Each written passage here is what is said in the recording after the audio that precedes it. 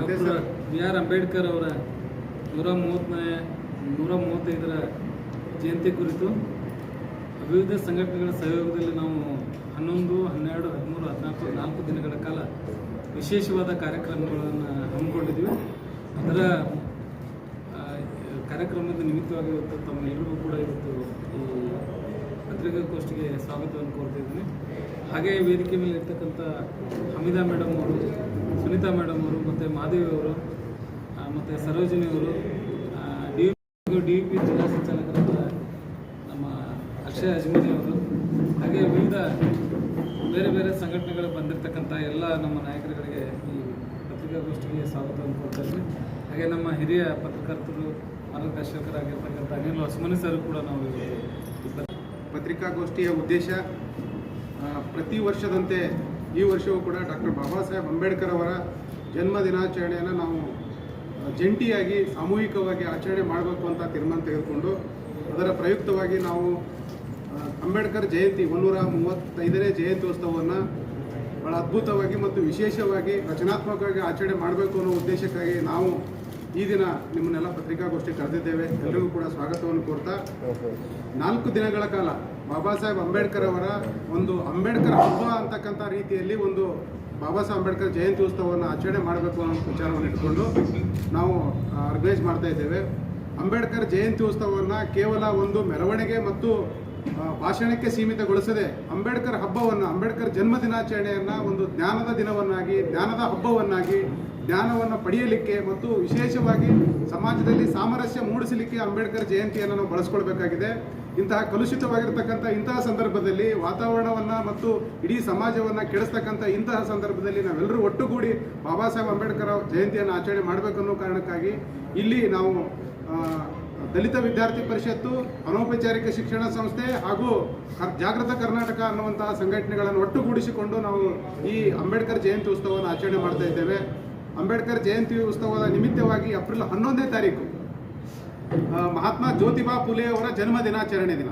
ಆ ದಿನವನ್ನು ಮಹಿಳೋತ್ಸವ ಅಂತಕ್ಕಂಥದ್ದು, ಮಹಿಳೆಯರಿಗಾಗಿ ಮಹಾತ್ಮ ಜ್ಯೋತಿಬಾ ಫುಲೆ, ಸಾವಿತ್ರಿಬಾ ಫುಲೆ, ಫಾತಿಮಾ ಶೇಖ್ ಅವರು ಮಾಡಿರ್ತಕ್ಕಂತಹ ಸಾಧನೆಗಳನ್ನು ನೆನೆಸ್ತಾ ಅವರಿಗೆ ಗೌರವ ಸಮರ್ಪಣೆಯನ್ನು ಸಲ್ಲಿಸ್ತಾ ಮಹಿಳೆಯರು ಒಟ್ಟುಗೂಡಿಕೊಂಡು ಸುಮಾರು 6,000-7,000 ಹೆಚ್ಚು ಮಹಿಳೆಯರು ಸೇರಿಕೊಂಡು ದೊಡ್ಡ ಪ್ರಮಾಣದಲ್ಲಿ ಒಂದು ಕಾರ್ಯಕ್ರಮವನ್ನು ಅಂಬೇಡ್ಕರ್ ಸರ್ಕಲ್ದಲ್ಲಿ ಒಂದು ಮೆರವಣಿಗೆ ಮೂಲಕ ಕಾರ್ಯಕ್ರಮವನ್ನು ಆಯೋಜನೆ ಮಾಡ್ತಾ ಇದ್ದೇವೆ. ಅದೇ ರೀತಿ 12ನೇ ತಾರೀಕಿಗೆ, ಏಪ್ರಿಲ್ 12ನೇ ತಾರೀಕು ನಾವು ಆ ದಿನ 11ನೇ ತಾರೀಕಿಗೆ ಸಂತೋಷ್ ಲಾಡ್ ಅವರು, ಕಾರ್ಮಿಕ ಸಚಿವರು ಬಂದು ಉದ್ಘಾಟನೆ ಮಾಡ್ತಾರೆ. ಆಮೇಲೆ 12ನೇ ತಾರೀಕಿಗೆ ಕಂದಾಯ ಸಚಿವರು, ಕರ್ನಾಟಕ ಸರ್ಕಾರದ ಕಂದಾಯ ಸಚಿವರಾಗಿರ್ತಕ್ಕಂಥ ಕೃಷ್ಣ ಬೈರೇಗೌಡ ಸಾಹೇಬರು ಆ ಕಾರ್ಯಕ್ರಮವನ್ನು ಉದ್ಘಾಟನೆ ಮಾಡ್ತಾರೆ. ಸಾಣೇಹಳ್ಳಿ ಪಂಡಿತಾರಾಧ್ಯ ಶಿವಾಚಾರ್ಯರು ಆ ದಿನ ಸಾನ್ನಿಧ್ಯವನ್ನು ವಹಿಸಿಕೊಳ್ತಾರೆ. ಆಮೇಲೆ ವಿವಿಧ ಗಣ್ಯರು ಕೂಡ ಕಾರ್ಯಕ್ರಮದಲ್ಲಿ ಉಪಸ್ಥಿತರಿರ್ತಾರೆ. ಕಾರ್ಯಕ್ರಮ ಉದ್ಘಾಟನೆ ಮಾಡೋದ್ರ ಮುಖಾಂತರ ಆ ದಿನ ಸಾಂಸ್ಕೃತಿಕ ನಾಯಕ ಬಸವಣ್ಣ ಅಂತಕ್ಕಂಥ ಕಾನ್ಸೆಪ್ಟ್ ಮೇಲೆ ಬಸವಣ್ಣನವರ ಸಮಾಜದ ಕನಸುಗಳನ್ನು ಬಿತ್ತಿರ್ತಕ್ಕಂಥ ಈ ಮಣ್ಣಿನಲ್ಲಿ ನಾವು ಬಸವಣ್ಣವ್ರು ನೆನೀತಾ ಬಾಬಾ ಸಾಹೇಬ್ ಅಂಬೇಡ್ಕರ್ ಜಯಂತಿಯನ್ನು ಆಚರಣೆ ಮಾಡಬೇಕು ಅಂತಕ್ಕಂಥ ವಿಚಾರವನ್ನು ಇಟ್ಕೊಂಡಿದ್ದೇವೆ. ಅದೇ ರೀತಿ 13ನೇ ತಾರೀಕಿಗೆ ವಿಷಯವಾಗಿರ್ತಕ್ಕಂಥ ಇಂತಹ ಸಂದರ್ಭದಲ್ಲಿ, ರಾಜಕೀಯ ಅಂತಕ್ಕಂಥದ್ದೇ ಒಂದು ವಾಕರಿಕೆ ಬರ್ತಕ್ಕಂಥ ಇಂತಹ ಸಂದರ್ಭದಲ್ಲಿ ದ್ವೇಷ, ಧರ್ಮದ ಕಾರಣಕ್ಕಾಗಿ, ಜಾತಿಯ ಕಾರಣಕ್ಕಾಗಿ ಸಮಾಜಗಳ ಮಧ್ಯೆ ಗೋಡೆಯನ್ನು ಕಟ್ತಾ ರಾಜಕಾರಣ ಮಾಡ್ತಕ್ಕಂಥ ಸಂದರ್ಭದಲ್ಲಿ ನಾವು ಹೊಸ ಬಗೆಯ ರಾಜಕಾರಣ ಯುವಕರು ಕೂಡ ಮಾಡಬಹುದು ಮತ್ತು ಹೊಸ ಬಗೆಯ ವಿಚಾರಗಳನ್ನು ಕೂಡ ಮಾಡ್ತಾ ಸಮಾಜದಲ್ಲಿ ಸಾಮರಸ್ಯವನ್ನು ಸ್ಥಾಪನೆ ಮಾಡಬಹುದು ಅಂತಕ್ಕಂಥ ವಿಚಾರವನ್ನು ಇಟ್ಟುಕೊಂಡು ನಾವು ಆ ದಿನ ಏನಪ್ಪಾ ಅಂತ ಯುವಕರಿಗಾಗಿ ಒಂದು ದಿನವನ್ನು ಆಚರಣೆ ಮುಡಿಪಾಗಿಟ್ಟು ಕಾರ್ಯಕ್ರಮವನ್ನು ಆ ದಿನ ಬಿ.ಆರ್. ಪಾಟೀಲ್ ಯೋಜನಾ ಆಯೋಗದ ಉಪಾಧ್ಯಕ್ಷರು ಮತ್ತು ನೀತಿ ಆಯೋಗದ ರಾಜ್ಯ ಉಪಾಧ್ಯಕ್ಷರಾಗಿರ್ತಕ್ಕಂಥ ಬಿ.ಆರ್. ಪಾಟೀಲ್ ಆಳಂದ ಶಾಸಕರು ಅವರು ಆ ದಿನ ಬಂದು ಕಾರ್ಯಕ್ರಮವನ್ನು ಉದ್ಘಾಟನೆ ಮಾಡ್ತಾರೆ. ಪ್ರತಿದಿನ ಸಾಯಂಕಾಲ ಏಪ್ರಿಲ್ 11, 12, 13 3 ದಿನಗಳ ಕಾಲ ಏನಪ್ಪಾ ಅಂತ ನಾಟಕಗಳಿರ್ತವೆ, ಸಾಂಸ್ಕೃತಿಕ ಕಾರ್ಯಕ್ರಮಗಳಿರ್ತವೆ. ಮತ್ತು ವಿವಿಧ ಕ್ಷೇತ್ರದಲ್ಲಿ ಬಂದಿರತಕ್ಕಂಥ ಗಣ್ಯರು ಆ ದಿನ ಸಂವಾದಗೋಷ್ಠಿಗಳನ್ನು ನಡೆಸಿಕೊಡ್ತಾರೆ. ಅವೆಲ್ಲವೂ ಕೂಡ ಆ ದಿನ ವಿಶೇಷವಾಗಿ ವಿಜಯಪುರ ಜಿಲ್ಲೆಯಲ್ಲಿ ಇದೊಂದು ವಿನೂತನ ಪ್ರಯೋಗ ಮತ್ತು ಹೊಸ ಕಾರ್ಯಕ್ರಮ. ನಾವು ಸಂಘಟನೆಗಳು ಒಟ್ಟುಗೂಡಿಸಿಕೊಂಡು ಎಲ್ಲ ಸಂಘಟನೆಗಳು ಸೇರಿಕೊಂಡು ಬಾಬಾ ಸಾಹೇಬ್ ಅಂಬೇಡ್ಕರ್ ಜಯಂತಿಯನ್ನು ಅರ್ಥಪೂರ್ಣವಾಗಿ ಆಚರಣೆ ಮಾಡಬೇಕು ಅಂತಕ್ಕಂಥ ವಿಚಾರವನ್ನು ಇಟ್ಟುಕೊಂಡು ಈ ಕಾರ್ಯಕ್ರಮ ಮಾಡ್ತಾ ಇದ್ದೇವೆ. ಏಪ್ರಿಲ್ 14ನೇ ತಾರೀಕು ಆ ದಿನವನ್ನು ನಮ್ಮ ಉಸ್ತುವಾರಿ ಸಚಿವರು, ಬೃಹತ್ ಕೈಗಾರಿಕಾ ಸಚಿವರಾಗಿರ್ತಕ್ಕಂಥ MB ಪಾಟೀಲ್ ಸಾಹೇಬರು ಕಾರ್ಯಕ್ರಮವನ್ನು ಉದ್ಘಾಟನೆ ಮಾಡ್ತಾರೆ. ಆ ದಿನವೂ ಕೂಡ ನಮಗೆ ವಿಶೇಷ ಉಪನ್ಯಾಸವನ್ನು ನೀಡ್ತಾರೆ ಮತ್ತು ವಿಶೇಷ ಸಂವಾದ ಗೋಷ್ಠಿಗಳಿರ್ತವೆ ಮತ್ತು ಸಾಯಂಕಾಲ ಕೂಡ ನಾಟಕ ಇರ್ತದೆ ಮತ್ತು ಸಾಂಸ್ಕೃತಿಕ ಕಾರ್ಯಕ್ರಮಗಳಿರ್ತವೆ. ಆ ದಿನ ನಾವು ಬೃಹತ್ ರಕ್ತದಾನ ಶಿಬಿರವನ್ನು ರೆಡ್ ಕ್ರಾಸ್ ಸಂಸ್ಥೆಯೊಂದಿಗೆ ಜೊತೆಗೂಡಿಕೊಂಡು ನಾವು ಆ ದಿನ ಕಾರ್ಯಕ್ರಮವನ್ನು ಮಾಡ್ತಾ ಇದ್ದೇವೆ. ಈ ರೀತಿ ವಿಶೇಷವಾಗಿ ವಿಭಿನ್ನವಾಗಿ ಬಾಬಾ ಸಾಹೇಬ್ ಅಂಬೇಡ್ಕರ್ ಜಯಂತಿ ಉತ್ಸವವನ್ನು ಎಲ್ಲರೂ ಒಡಗೂಡಿ ಎಲ್ಲ ಜಾತಿ, ಧರ್ಮ ಮತ್ತು ಕಾರ್ಮಿಕರು, ಮಹಿಳೆಯರು ಮತ್ತು ವಿವಿಧ ರಂಗದಲ್ಲಿ ಕೆಲಸ ಮಾಡ್ತಕ್ಕಂಥ ಎಲ್ಲರನ್ನು ಒಟ್ಟುಗೂಡಿ, ವಿವಿಧ ಸಂಘಟನೆಗಳನ್ನು ಒಟ್ಟುಗೂಡಿ ಬಾಬಾ ಸಾಹೇಬ್ ಅಂಬೇಡ್ಕರ್ ಜಯಂತಿಯನ್ನು ವಿಜಯಪುರ ಜಿಲ್ಲೆಯಲ್ಲಿ ಅರ್ಥಪೂರ್ಣವಾಗಿ ಮಾಡಬೇಕು ಅಂತಕ್ಕಂಥ ವಿಚಾರವನ್ನು ಇಟ್ಟುಕೊಂಡು ಈ ಪತ್ರಿಕಾಗೋಷ್ಠಿಗೆ ತಮ್ಮೆಲ್ಲರಿಗೂ ಕರೆದಿದ್ದೇವೆ. ಈ 4 ದಿನಗಳ ಕಾಲ ನಡೀತಕ್ಕಂತಹ ಈ ವಿಶೇಷ ಕಾರ್ಯಕ್ರಮಕ್ಕೆ ತಾವೆಲ್ಲರೂ ಕೂಡ ಪ್ರಚಾರ ಕೊಡಬೇಕು, ಜನರಿಗೆ ಮುಟ್ಟಿಸಬೇಕು ಅಂತಕ್ಕಂಥ ವಿನಂತಿಯನ್ನು ತಮ್ಮೆಲ್ಲರಿಗೂ ಮಾಡಿಕೊಳ್ತಾ ಈ ಪತ್ರಿಕಾಗೋಷ್ಠಿಗೆ ತಮ್ಮೆಲ್ಲರಿಗೂ ಕೂಡ ಮತ್ತೊಮ್ಮೆ ಸ್ವಾಗತವನ್ನು ಕೋರಿ ಈ ಮುಂದಿನ ವಿಶೇಷ ಮಾತುಗಳನ್ನು ನಮ್ಮ ದಲಿತ ಸಂಘರ್ಷ ಸಮಿತಿಯ ಜಿಲ್ಲಾ ಸಂಚಾಲಕರಾಗಿರ್ತಕ್ಕಂಥ ಚನ್ನು ಕಟ್ಟಿಮನಿಯವರು ಮುಂದುವರಿಸ್ತಾರೆ. ಅಂದರೆ ಸಾಧು ಸಂತರ ಸೂಫಿ ನಾಡು ಅಣ್ಣ ಬಸವಣ್ಣನವರು ಹುಟ್ಟಿರ್ತಕ್ಕಂಥ ಈ ನಾಡಿನಲ್ಲಿ ಇವತ್ತು ಕೋಮುವಾದ ಅನ್ನುವಂಥದ್ದು ಭಾಳ ದೊಡ್ಡ ಮಟ್ಟಿಗೆ ಇವತ್ತು ಸದ್ದು ಮಾಡ್ತಾ ಇದೆ. ಇವತ್ತು ಸಾಮರಸ್ಯಕ್ಕೆ ಹೆಸರಾಗಿರ್ತಕ್ಕಂಥ ಜಿಲ್ಲೆ ಇವತ್ತು ಒಬ್ಬ ವ್ಯಕ್ತಿಯಿಂದ ಇಡೀ ಜಿಲ್ಲೆ ಇವತ್ತು ಹೆಸರು ರಾಜ್ಯದ ತುಂಬೆಲ್ಲ ಓಡಾಡಿ ಇವತ್ತು ಹೆಸರು ಕೆಡುವಂಥ ಕೆಲಸ ಆಗಿತ್ತು. ಅಂಥ ನಿಟ್ಟಿನಲ್ಲಿ ಡಾಕ್ಟರ್ ಬಾಬಾ ಸಾಹೇಬ್ ಅಂಬೇಡ್ಕರ್ ಅವರ ಸಮಾಜದ ಕನಸು, ಡಾಕ್ಟರ್ ಅಂಬೇಡ್ಕರ್ ಅವರ ಸಾಕಷ್ಟು ವಿಚಾರಗಳು ಇವತ್ತು ಈ ಕಾರ್ಯಕ್ರಮದಲ್ಲಿ ಜನರ ಮುಂದೆ ಬರಲಿದೆ. ವಿಶೇಷ ಉಪನ್ಯಾಸಕರು ಈ ಕಾರ್ಯಕ್ರಮದಲ್ಲಿ ಭಾಗಿಯಾಗಿ ಜನರ ಜೊತೆ ಇಂಟ್ರ್ಯಾಕ್ಟ್ ಮಾಡುವಂಥ ಕೆಲಸ ಕೂಡ ಆಗ್ತದೆ. ಅದು ಅಲ್ಲದೆ ಮಹಿಳೆಯರು ಮತ್ತು ಲೈಂಗಿಕ ಅಲ್ಪಸಂಖ್ಯಾತರು ಅಂದರೆ ಎಲ್ಲ ವರ್ಗವನ್ನು ಒಳಗೊಂಡು ಈ ಕಾರ್ಯಕ್ರಮವನ್ನು ಆಯೋಜನೆ ಮಾಡ್ತಾ ಇದ್ವಿ. ಅದಲ್ಲದೆ ಪುಸ್ತಕ ಮಾರಾಟ ಮತ್ತು ಪ್ರದರ್ಶನ ಮಳಿಗೆ ಕೂಡ ನಾವು ಆಯೋಜನೆ ಮಾಡಿದ್ದೀವಿ. 3 ದಿನಗಳ ಕಾಲ ಪುಸ್ತಕ ಪ್ರದರ್ಶನ, 4 ದಿನಗಳ ಕಾಲ ಪುಸ್ತಕ ಪ್ರದರ್ಶನ ಮತ್ತು ಮಾರಾಟ ಕೂಡ ಇರ್ತೈತೆ. ಇದರಲ್ಲಿ ಜಾತಿ, ಮತ, ಪಂಥ ಯಾವುದನ್ನು ಒಳಗೊಳ್ಳದೇ ಪೂರ್ತಿ ಇಡೀ ಸಮಾಜವನ್ನು, ಇಡೀ ಶೋಷಿತ ಸಮುದಾಯಗಳು ಒಂದಾಗಬೇಕು, ಬಾಬಾ ಸಾಹೇಬ್ರ ವಿಚಾರಗಳು ಅವ್ರಿಗೆ ತಲುಪಬೇಕು ಅನ್ನುವಂಥದ್ದು ಇವತ್ತು ನಾವು ಈ ಕಾರ್ಯಕ್ರಮವನ್ನು ಆಯೋಜನೆ ಮಾಡಿದ್ವಿ. ಈ ಸಾಕಷ್ಟು ಜ್ಯೋತಿಬಾ ಫುಲೆ ಅವರು ಮತ್ತು ಫಾತಿಮಾ ಶೇಖ್ ಅನ್ನುವಂಥವ್ರ ಬಗ್ಗೆ ಇವತ್ತು ಜನರಿಗೆ ಸಾಕಷ್ಟು ಗೊತ್ತಿಲ್ಲದೆ ಇರುವಂಥ ವಿಷಯ ಕೂಡ ನಮ್ಮಲ್ಲಿ ನಡೀತದೆ. ಹಾಗಾಗಿ ವಿಶೇಷವಾಗಿ ಮಹಿಳೆಯರಿಗೆ ಒಂದು ದಿನವನ್ನು, ಯುವಕರಿಗೆ ಒಂದು ದಿನವನ್ನು ಮತ್ತು ಬಾಬಾ ಸಾಹೇಬರಿಗೆ 14ನೇ ತಾರೀಕು ಜಯಂತಿ ಮತ್ತು ವಿಶೇಷ ಉಪನ್ಯಾಸ ಕೂಡ ಅವತ್ತಿರ್ತೈತಿ. ಹಾಗಾಗಿ ಈ ಜಿಲ್ಲೆಯ ಜನ, ಎಲ್ಲ ರಾಜ್ಯದ ಜನ ಈ ಕಾರ್ಯಕ್ರಮದಲ್ಲಿ ಭಾಗಿಯಾಗಬೇಕು. ಈ ಕಾರ್ಯಕ್ರಮದಲ್ಲಿ ಬರ್ತಕ್ಕಂಥ ವಿಚಾರಗಳನ್ನು ತಾವು ತಿಳ್ಕೊಳ್ಬೇಕು, ಕಾರ್ಯಕ್ರಮವನ್ನು ಯಶಸ್ವಿಗೊಳಿಸ್ಬೇಕಂತ ಈ ಮೂಲಕ ನಾವು ಎಲ್ಲ ಜಿಲ್ಲೆಯ ಜನತೆಗೆ, ಇಡೀ ರಾಜ್ಯದ ಜನತೆಗೆ ನಾವು ಈ ಮುಕ್ತವಾದ ಆಹ್ವಾನವನ್ನು ನೀಡ್ತಾ ಇದ್ದೀವಿ. ಕಾರ್ಯಕ್ರಮ ಡಾಕ್ಟರ್ BR ಅಂಬೇಡ್ಕರ್ ಸರ್ಕಲ್ ಎದುರುಗಡೆ ಇರ್ತಕ್ಕಂಥ ಒಂದು ಕಂದಾಯ ಭವನದ ಜಾಗ ಇದೆ, ಅದರಲ್ಲಿ ನಾವು ಕಾರ್ಯಕ್ರಮವನ್ನು ಮಾಡ್ತಾ ಇದ್ದೀವಿ. ಬೆಳಗ್ಗೆ 10:30ಗೆ ಸ್ಟಾರ್ಟ್ ಆಯಿತು ಅಂದರೆ 2 ಸೆಷನಲ್ಲಿ ಕಾರ್ಯಕ್ರಮ ಸ್ಟಾರ್ಟ್ ಆಗ್ತದೆ. ಬೆಳಗ್ಗೆ 10:30ರಿಂದ 1:30, 2 ಗಂಟೆ ತನಕ ಆಗುತ್ತೆ. ಮತ್ತು 5:30ರಿಂದ ವಿಶೇಷ ನಾಟಕಗಳು ಮತ್ತು ಸಾಂಸ್ಕೃತಿಕ ಕಾರ್ಯಕ್ರಮಗಳು ಕೂಡ ನಮ್ಮಲ್ಲಿ ಇರ್ತವೆ. ಈಗ ಗ್ರಾಮೀಣ ಮಟ್ಟದಲ್ಲಿ ಇದರದ್ದು ಪ್ರಚಾರ ಕೊಡಬೇಕು ಮತ್ತು ಅಂಬೇಡ್ಕರ್ ಅವರ ಹಬ್ಬವನ್ನು ಆಚರಣೆ ಮಾಡೋಕ್ಕೆ ಏನು ಪ್ರಚಾರದ ವ್ಯವಸ್ಥೆ ಹೇಗೆ ಮಾಡ್ಕೊಂಡಿದ್ದೀವಿ? ನಾವು ಸಾಕಷ್ಟು ಈಗಾಗಲೇ ನಾವು ಬಾಬಾ ಸಾಹೇಬ್ ಅಂಬೇಡ್ಕರ್ ಹಬ್ಬದ ಕುರಿತು ಈಗಾಗಲೇ ಸಾಮಾಜಿಕ ಮಾಧ್ಯಮಗಳಲ್ಲಿ ಮತ್ತು ನಮ್ಮ ಸಂಘಟನೆಯ ವಿವಿಧ ತಾಲೂಕಾ ಕಮಿಟಿಗಳು ಮತ್ತು ಬೇರೆ ಬೇರೆ ವಿವಿಧ ಮಹಿಳಾ ಸಂಘಟನೆಗಳ ಕಮಿಟಿಗಳು ಮತ್ತು ಕಾರ್ಮಿಕ ಸಂಘಟನೆಗಳನ್ನು ಒಟ್ಟುಗೂಡಿಸಿಕೊಂಡು ಈಗಾಗಲೇ ನಮ್ಮ ಹಂತದಲ್ಲಿ ಪ್ರಚಾರ ಆಗ್ತಾ ಇದೆ. ಅದೇ ರೀತಿ ನಾವು ನಿಮ್ಮನ್ನು ಪತ್ರಿಕಾಗೋಷ್ಠಿ ಕರೆದಿರ್ತಕ್ಕಂಥ ಉದ್ದೇಶ ಇದು ವ್ಯಾಪಕ ಪ್ರಚಾರ ನಿಮ್ಮ ಮೂಲಕ ಕೊಡಬೇಕು, ಎಲ್ಲರಿಗೂ ತಲುಪಿಸಬೇಕು ಅನ್ನೋ ಕಾರಣಕ್ಕಾಗಿ ತಮ್ಮನ್ನೆಲ್ಲರಿಗೂ ಕೂಡ ಕರೆದು ನಾವು ವಿನಂತಿಯನ್ನು ಮಾಡ್ಕೊಳ್ತಾ ಇದ್ದೇವೆ. ಇನ್ನೂ ಹೆಚ್ಚು ಜನರಿಗೆ ಈ ವಿಷಯವನ್ನು ತಲುಪಿಸೋದ್ರ ಮುಖಾಂತರ ಈ ಅರ್ಥಪೂರ್ಣವಾಗಿರ್ತಕ್ಕಂಥ 4 ದಿನಗಳ ಕಾರ್ಯಕ್ರಮವನ್ನು ತಾವು ಹೆಚ್ಚು ಪ್ರಚಾರ ಕೊಡೋದ್ರ ಮೂಲಕ ತಾವು ಕೂಡ ಇದಕ್ಕೆ ಸಹಕಾರ ನೀಡಬೇಕು ಅಂತಕ್ಕಂಥ ವಿನಂತಿಯನ್ನು ತಮ್ಮ ಮೂಲಕ ನಾವು ಮಾಡ್ತಾ ಇದ್ದೇವೆ. ಇಲ್ಲಿ ಅಂಬೇಡ್ಕರ್ ಹಬ್ಬ ಅಂತಂದರೆ ಕೇವಲ ದಲಿತರು ಮಾಡ್ತಕ್ಕಂಥ ಹಬ್ಬ ಅನ್ನುವಂಥ ಒಂದಿಷ್ಟು ಜನರಿಗೆ ಅದು ತಲೆಯಲ್ಲಿ ಇರೋದ್ರಿಂದ ಅದನ್ನು ಯಾವ ರೀತಿ ಹೋಗಲಾಡಿಸೋ ಪ್ರಯತ್ನಗಳನ್ನು ನೀವು ಮಾಡಿದ್ದೀರಿ? ಈ ಕಾರ್ಯಕ್ರಮದಲ್ಲಿ ನೀವು ನೋಡಿದ್ರೆ ಗೊತ್ತಾಗ್ತದೆ. ಮೊದಲನೇ ದಿನ ಹಿಂದುಳಿದ ವರ್ಗದ ನಾಯಕರು, ದಲಿತ, ಶೋಷಿತ, ಇಡೀ ಭಾರತ ದೇಶದ ವಿಮೋಚನೆಗಾಗಿ ದುಡಿದಿರ್ತಕ್ಕಂಥ ಜ್ಯೋತಿಬಾ ಫುಲೆ ಅವರ ಜನ್ಮ ದಿನಾಚರಣೆ ದಿನವನ್ನು ನಾವು ಅಂಬೇಡ್ಕರ್ ಹಬ್ಬಕ್ಕೆ ನಾವು ಚಾಲನೆ ದಿನವನ್ನಾಗಿ ಬಳಸ್ಕೊಳ್ತಾ ಇದ್ದೇವೆ.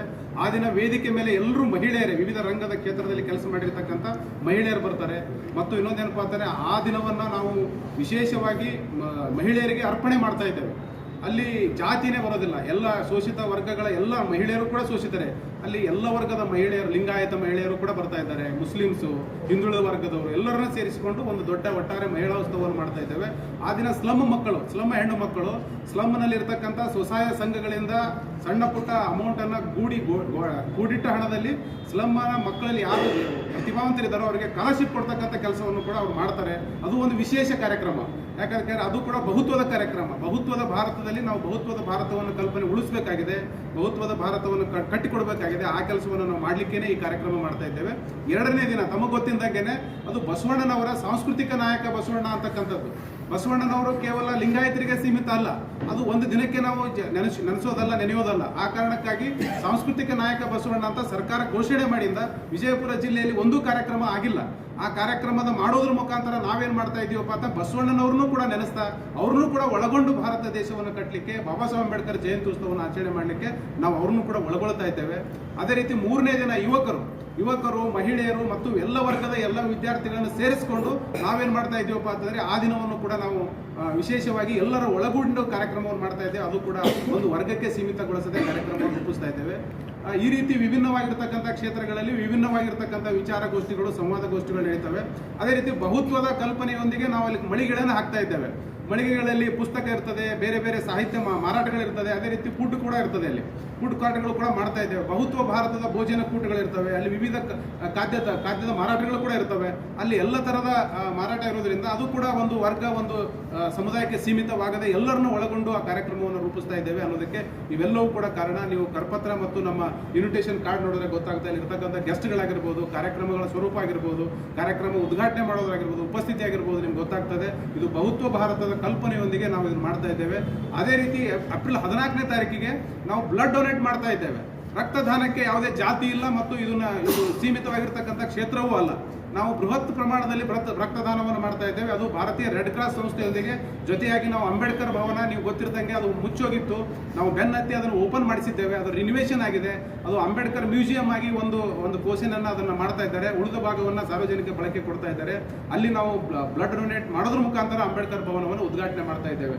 ಜಿಲ್ಲಾಧಿಕಾರಿಗಳಿರ್ತಾರೆ ಮತ್ತು ವಿವಿಧ ಉನ್ನತ ಅಧಿಕಾರಿಗಳು ಬಂದು ಅದನ್ನ ಕಾರ್ಯಕ್ರಮವನ್ನು ಉದ್ಘಾಟನೆ ಮಾಡ್ತಾರೆ. ಇವೆಲ್ಲವೂ ಕೂಡ ನಾವೇನಪ್ಪ ಅಂತಾರೆ ಎಲ್ಲರನ್ನ ಒಳಗೊಂಡು ಕಾರ್ಯಕ್ರಮ ರೂಪಿಸುವಂತಹ ಒಂದು ಪದ್ಧತಿಯೊಂದಿಗೆ ಕಾರ್ಯಕ್ರಮವನ್ನು ಮಾಡ್ತಾ ಇದ್ದೀವಿ. ಇದಕ್ಕೆ ಆರ್ಥಿಕ ಸಹಾಯ ಯಾವ ರೀತಿ?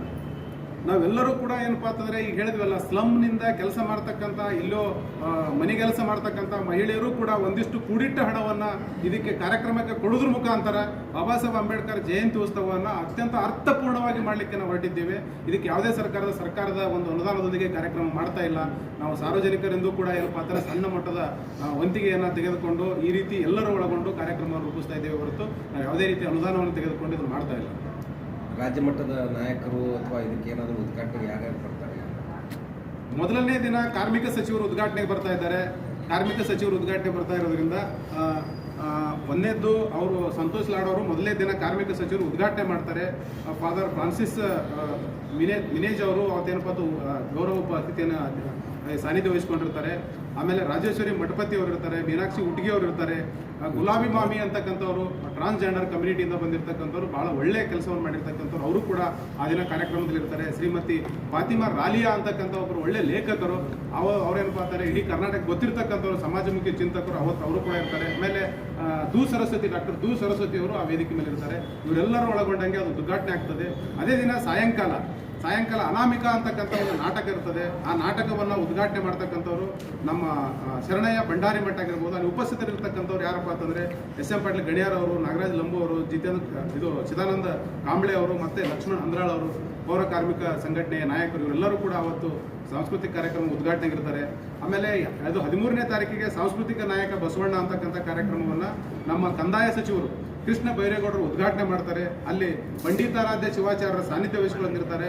ಶರಣಪ್ಪ ಸುಣ್ಗಾರ್ ಅವರು, ಆನಂದ್ ದೊಡ್ಡಮನಿ ಅವರು, ವಿದ್ಯಾವತಿ ಅಂಕಲಿಗೆ ಅವರು, ಇರ್ಫಾನ್ ಶೇಖ್ ಅವರು, ಜಂಬುನಾಥ್ ಕಂಚಾಣಿ ಅವರು, ವಿ.ಸಿ. ನಾಗ್ಟಾಣ್ ಅವರು, ಫಯಾಜ್ ಕಲಾದಿಗೆ ಅವರು, ಪರಶುರಾಮ್ ಹೊಸಮನಿ ಅವರು, ಫರ್ಜಾನಾ ಜಮಾದಾರ್ ಅವರು, ಚಿದಾನಂದ್ ಚಲವಾದಿ ಅವರು, ಇವರು ಆ ಕಾರ್ಯಕ್ರಮದ ಉಪಸ್ಥಿತರಿರ್ತಾರೆ. ಆಮೇಲೆ ಸಾಯಂಕಾಲ ಸಾಂಸ್ಕೃತಿಕ ಕಾರ್ಯಕ್ರಮ ನಡೀತದೆ. ಸಾಂಸ್ಕೃತಿಕ ಕಾರ್ಯಕ್ರಮ ನಾಟಕ ಗುಡಿಯ ನೋಡಿರಣ್ಣ ಅಂತಕ್ಕಂಥ ನಾಟಕ ಇರ್ತದೆ. ಆ ನಾಟಕವನ್ನು ಪಂಡಿತಾರಾಧ್ಯ ಶಿವಾಚಾರ್ಯ ಉದ್ಘಾಟನೆ ಮಾಡ್ತಾರೆ. ಅಲ್ಲಿ ಶ್ರೀಮತಿ ವನಿತಾ ತೊರಿಯವರು, ಮತ್ತೆ ಕಾಸಿಂ ನಾಯ್ಕೋಡಿ ಅವರು, ಜೆ.ಎಸ್. ಪಾಟೀಲ್ರು, ಅಡಿಯಪ್ಪ ಸಾಲ್ಗಲ್ ಅವರು, ಬಾಲಾಜಿ ಕಾಂಬ್ಳೆ ಅವರು, ಮೈನುದ್ದೀನ್ ಭಾಗವಾನ್ ಅವರು, ಮಾದೇಶ್ ಚಲವಾದಿ ಅವರು ಮತ್ತು ಪ್ರಭುಗೌಡ ಪಾಟೀಲ್ ಅವರು ಆ ಕಾರ್ಯಕ್ರಮದಲ್ಲಿ ಉಪಸ್ಥಿತರಿರ್ತಾರೆ. ಈ ರೀತಿ ಅದೇ ರೀತಿ ಏಪ್ರಿಲ್ 13ನೇ ತಾರೀಕಿಗೆ ರಾಜಕೀಯ ಪರಿವರ್ತನೆ ಸಾಧ್ಯತೆಗಳು ಅಂತಕ್ಕಂಥ ಗೋಷ್ಠಿ ನಡೀತದೆ. ಆ ಗೋಷ್ಠಿಯನ್ನು BR ಪಾಟೀಲ್ರು ಉದ್ಘಾಟನೆ ಮಾಡ್ತಾರೆ. ಅದೇ ರೀತಿ ಸೈಯದ್ FM ಇನಾಮ್ದಾರ್, ಹುಸೇನ್ ಪೀರ ಖಾದ್ರಿ ಚಸ್ತಿ ಮನಗುಳಿ ಇವರು ದಿವ್ಯ ಸಾನ್ನಿಧ್ಯವನ್ನು ವಹಿಸಿಕೊಂಡಿರ್ತಾರೆ. ಡಾಕ್ಟರ್ ವಾಸು HV ಅವರು ಆ ಕಾರ್ಯಕ್ರಮದ ವಿಶೇಷ ಉಪನ್ಯಾಸವನ್ನು ಮಾಡ್ತಾರೆ. ಅದೇ ರೀತಿ BC ಬಸವರಾಜ್ ಅವರು, ಸಂಚಾಲನಾ ಸಮಿತಿ ಜಾಗೃತ ಕರ್ನಾಟಕ ಬೆಂಗಳೂರು, ಅವರು ಕೂಡ ಇಲ್ಲಿ ಉಪಸ್ಥಿತರಿರ್ತಾರೆ ಮತ್ತು ಮಾತನಾಡ್ತಾರೆ. ಗೌರವ ಉಪಸ್ಥಿತಿ KC ಅಕ್ಷತಾ ಅವರಾಗಿರ್ಬೋದು, ಡಾಕ್ಟರ್ ಸೀತಾಲಕ್ಷ್ಮಿ ಆಗಿರ್ಬೋದು, ಮೋಹನ್ ಕುಮಾರ್ GK ಆಗಿರ್ಬೋದು, BC ಪಾಟೀಲ್ರಾಗಿರ್ಬೋದು, ಅಶ್ವಿನಿ ಮದನ್ಕರ್ ಆಗಿರ್ಬೋದು, ಸುರೇಖಾ ರಾಠೋಡ್, ಭುವನೇಶ್ವರಿ ಕಾಂಬ್ಳೆ, ಡಾಕ್ಟರ್ ರವಿ ಬಿರಾದವ್ ಇಷ್ಟೆಲ್ಲರೂ ಕೂಡ ಅವತ್ತು 13ನೇ ತಾರೀಕು ಉಪಸ್ಥಿತರಿರ್ತಾರೆ. ಅದೇ ದಿನ ಸಾಯಂಕಾಲ ಸಾಂಸ್ಕೃತಿಕ ಕಾರ್ಯಕ್ರಮ ನಡೀತದೆ. ಸಾಯಂಕಾಲ ಸಾಂಸ್ಕೃತಿಕ ಕಾರ್ಯಕ್ರಮದ ಉದ್ಘಾಟನೆಯನ್ನು ನಮ್ಮ ದಾಕ್ಷಾಯಣಿ ಹುಡೇದವರು, ಕನ್ನಡ ಅಭಿವೃದ್ಧಿ ಪ್ರಾಧಿಕಾರದ ಸದಸ್ಯರು ಬೆಂಗಳೂರು, ಅವರು ಅವತ್ತು ಉದ್ಘಾಟನೆ ಮಾಡ್ತಾರೆ. ದಿವ್ಯ ಸಾನ್ನಿಧ್ಯವನ್ನು ವಿರಕ್ತಾನಂದ ಸ್ವಾಮೀಜಿ ಮನಗುಳಿ ಮಠ ಅವರು ಕೂಡ ವಹಿಸ್ಕೊಳ್ತಾರೆ. ಅಕ್ಷಯ್ ಕುಮಾರ್ ಅಜ್ಮನಿ, ಸಂಗಮೇಶ್ ಸಗರ್ ಅವರು, ನಮ್ಮ ರೈತ ಸಂಘದ ನಾಯಕರು, ಪೀಟರ್ ಅಲೆಕ್ಸಾಂಡರ್, ಮೊಹಮ್ಮದ್ ಗೌಸ್ ಹವಲ್ದಾರ್ ಅವರು, ಕುಮಾರ್ ರೇಸ್ಮಾ ಕಟ್ಟಿಮನಿ, ಮಲ್ಲಿಕಾರ್ಜುನ್ ಗದ್ದಿನಕೇರಿ ಇವರೆಲ್ಲರೂ ಕೂಡ ಆ ದಿನ ಉಪಸ್ಥಿತರಿರ್ತಾರೆ. ಏಪ್ರಿಲ್ 14ನೇ ತಾರೀಕಿಗೆ ಬಾಬಾ ಸಾಹೇಬ್ ಅಂಬೇಡ್ಕರ್ ಅವರ ಜನ್ಮ ದಿನಾಚರಣೆ. ಡಾಕ್ಟರ್ MB ಪಾಟೀಲ್ರು, ಬೃಹತ್ ಮತ್ತು ಕೈಗಾರಿಕಾ ಸಚಿವರು ಮತ್ತು ಬಿಜಾಪುರ ಜಿಲ್ಲಾ ಉಸ್ತುವಾರಿ ಸಚಿವರು ಉದ್ಘಾಟನೆ ಕಾರ್ಯಕ್ರಮ ಅಧ್ಯಕ್ಷತೆಯನ್ನು ವಹಿಸಿಕೊಳ್ತಾರೆ. ಆಮೇಲೆ ರಾಜು ಆಲ್ಗೂರ್ ಅವರು, ಹಮೀದ್ ಮುಸ್ರಿಫ್ ಅವರು, ಸಂಜೀವ್ ಕಂಬಾಗಿ ಅವರು, ಚನ್ನು ಕಟ್ಟಿಮನಿ ಅವರು, ಸೋಮನಾಥ್ ಕಳ್ಳಿಮನಿ, ಆರತಿ ಶಾಪೂರ್ ಅವರು ಅದನ್ನು ಉಪಸ್ಥಿತರಿರ್ತಾರೆ. ಸಾಯಂಕಾಲ ಸಾಂಸ್ಕೃತಿಕ ಕಾರ್ಯಕ್ರಮ ನಡೀತದೆ. ಸಾಂಸ್ಕೃತಿಕ ಕಾರ್ಯಕ್ರಮದ ಉದ್ಘಾಟನೆಯನ್ನು ಡಾಕ್ಟರ್ ಪ್ರಭುಗೌಡ ಪಾಟೀಲ್ ಅವರು, BS ಪಾಟೀಲ್ ಯಾಳ್ಗೆ ಅವರು, ಆಮೇಲೆ ಅನಿಲ್ ಹೊಸ್ಮನಿ ಸರ್ ಅವರು, ಅಭಿಷೇಕ್ ಚಕ್ರವರ್ತಿ ಅವರು, ಭಾಗ್ಯಶ್ರೀ ದೊಡ್ಮನಿ ಅವರು, ಅಕ್ರಮ್ ಆಶಾಳ್ಕರ್ ಅವರು ಅದನ್ನು ಉಪಸ್ಥಿತರಿರೋದ್ರ ಮುಖಾಂತರ ಕಾರ್ಯಕ್ರಮಕ್ಕೆ ಶೋಭೆ ತರ್ತಾರೆ ಅಂತಕ್ಕಂಥದ್ದು ಇಲ್ಲಿ ತಮಗೆ ಹೇಳಲಿಕ್ಕೆ ಇಷ್ಟಪಡ್ತೇನೆ. ಈ ವಿಷಯವನ್ನು ತಾವು ವ್ಯಾಪಕವಾಗಿ ಪ್ರಚಾರ ಮಾಡೋದ್ರ ಮುಖಾಂತರ ಹೆಚ್ಚು ಜನರಿಗೆ ತಲುಪಿಸಿ ಈ ಕಾರ್ಯಕ್ರಮವನ್ನು ಯಶಸ್ವಿಗೊಳಿಸಲಿಕ್ಕೆ ತಾವೆಲ್ಲರೂ ಸಹಕರಿಸಬೇಕು ಅಂತ ಹೇಳಿ ತಮ್ಮಲ್ಲಿ ವಿನಯಪೂರ್ವಕವಾಗಿ ನಾವೆಲ್ಲ ಸಂಘಟನೆ ಪರವಾಗಿ ಮತ್ತು ಎಲ್ಲ ಸಮೂಹ ಸಂಘಟನೆ ಪರವಾಗಿ ತಮ್ಮಲ್ಲಿ ವಿನಂತಿಯನ್ನು ಮಾಡ್ಕೊಳ್ತಾ ಇದ್ದೇವೆ. ನಗರ ಶಾಸಕರಿಗೆ ನಗರ ಶಾಸಕರಿಗೆ ನಾವು ಸಂಪರ್ಕ ಮಾಡಲು ಪ್ರಯತ್ನ ಮಾಡಿದ್ವಿ, ಅವರು ಸಂಪರ್ಕಕ್ಕೆ ಸಿಗಲಿಲ್ಲ. ಆ ಕಾರಣಕ್ಕಾಗಿ ನಾವು ಕಾರ್ಯಕ್ರಮದಲ್ಲಿ ಅವ್ರಿಗೆ ಹಾಕ್ಲಿಕ್ಕಾಗಿಲ್ಲ.